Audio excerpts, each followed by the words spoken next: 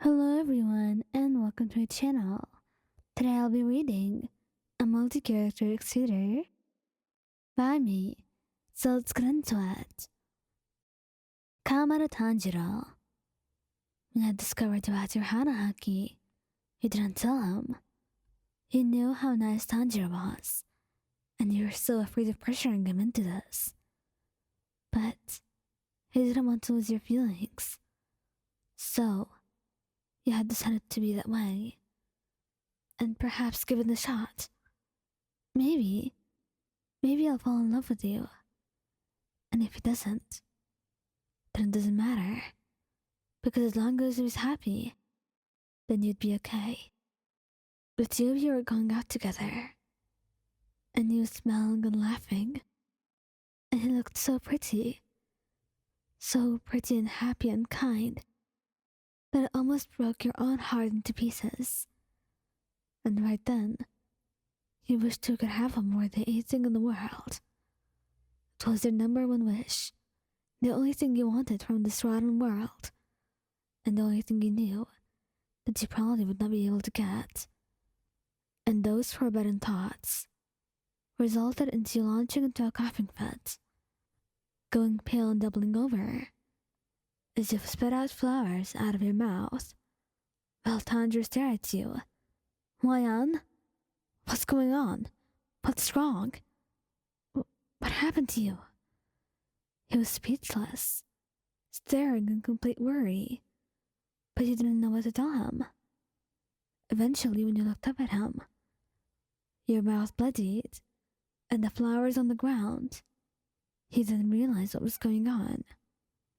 He got down on his knees, feeling his heart break as he held you. Wait, Wayan, why didn't you tell me about this? Who was it? Why don't you tell them? It looks bad. You shook your head, trying to compose yourself. I'll be fine. They didn't do anything wrong. Just relax, Tanjiro. It's not that big of a deal. It is that big of a deal, Wayan. I can't lose you. Please. He begged, holding your hands and kissing them, the tears in his eyes visible to you as he was overcome with emotions you couldn't even understand. Please don't do this, Wayan. Please. I can't lose you. I love you. So please, even if they don't love you back, know that I'm here and that I love you so much. I can't lose you. Please. He begged, holding on to you, as if that would keep you from dying. And it did.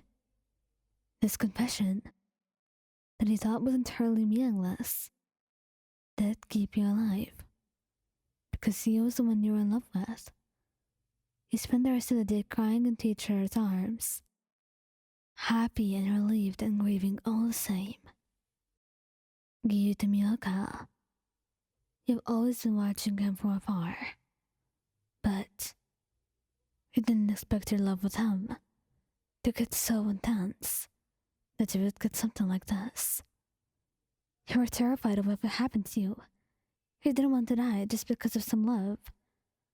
But you didn't want to lose your feelings for him. But it wasn't until you saw him, and you found out. Giyuu wasn't stupid. He may be oblivious, but he was observant, and he noticed all those cues. He noticed the blood, the flowers that would inexplicably fall out of nowhere, and he knew that you had hanahaki. He said by you, quiet, while he omitted his words. But what he said shocked you into silence. Get the surgery. What?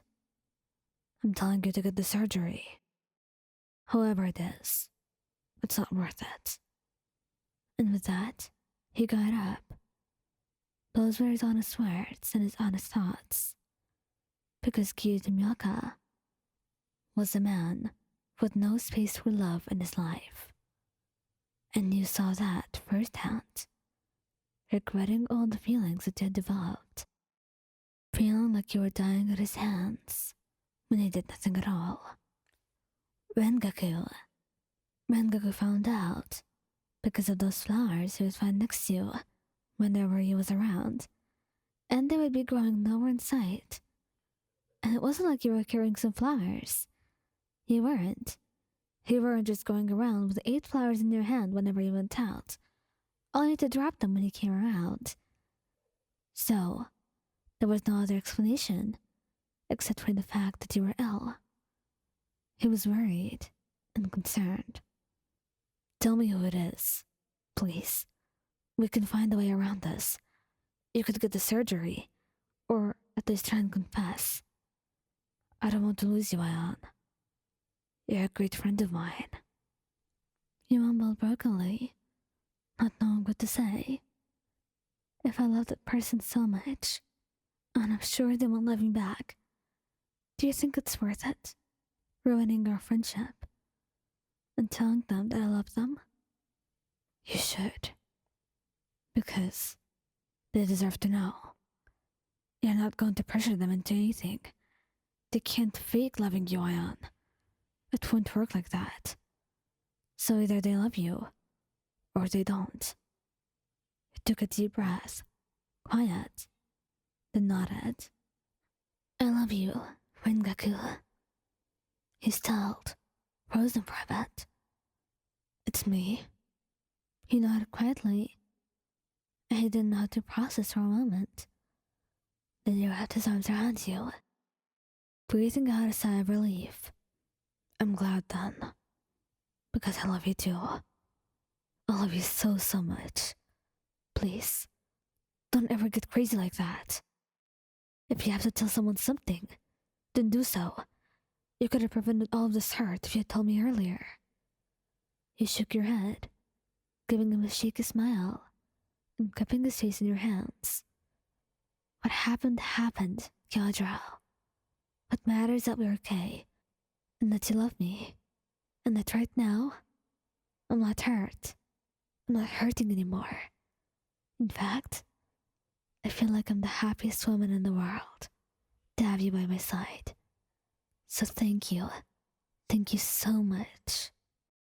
Thank you guys for listening. Don't forget to like, subscribe, and comment. I hope you enjoyed listening to this as much as I did making it.